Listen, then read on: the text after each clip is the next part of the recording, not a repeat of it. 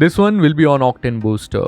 Well, this is one of those videos which I was really excited about, and after doing a lot of fuel additives and videos on premium fuel, I really wanted to try Octane Booster in my RTR. So before we proceed, I should make this clear that unless your manufacturer recommends high octane fuel, you are better off with the regular fuel from the bunk.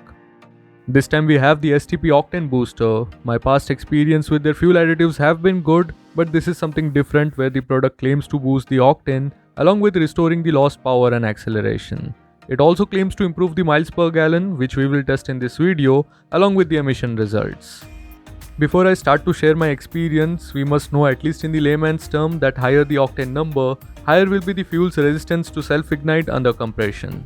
This is important as ideally it is expected that the air-fuel mixture will ignite under the influence of spark from the spark plug at the end of the compression stroke when the piston is at TDC. But if the air-fuel charge self-ignites before that or delays the ignition, we can lose on power and efficiency and can even face mechanical issues due to knocking and detonation.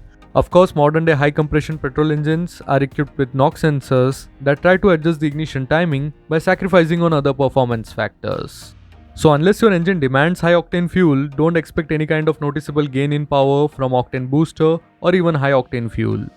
Now coming to my experience, the first thing that I was expecting was actually an issue with cold start, as it was reported by my friend who has used Octane Booster in the past. The RTR showed no such tantrums, maybe because of the iridium spark plug or because the temperatures were not low enough.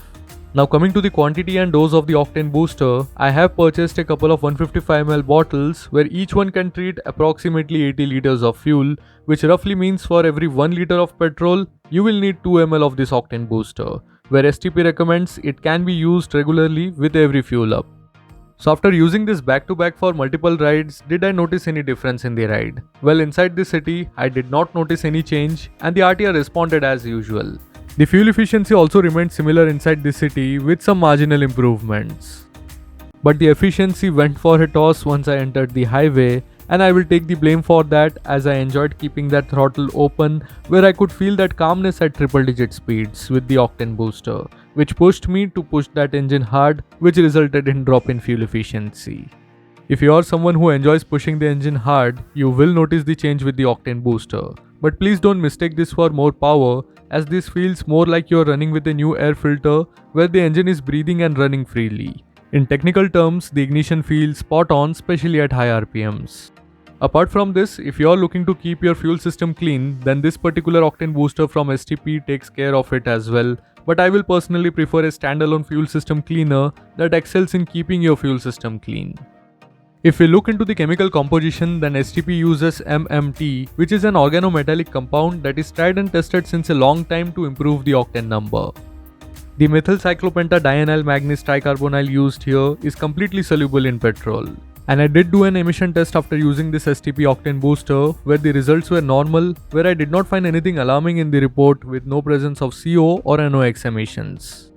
Now this complete experiment was done on an engine which does not demand for high octane fuel, but at least we got to know what happens if we do that. And I am certain the results will be more evident in a high compression engine which demands for high octane fuel. So let's see if we can do that in the future. So that's it for this video and I hope you guys have liked it.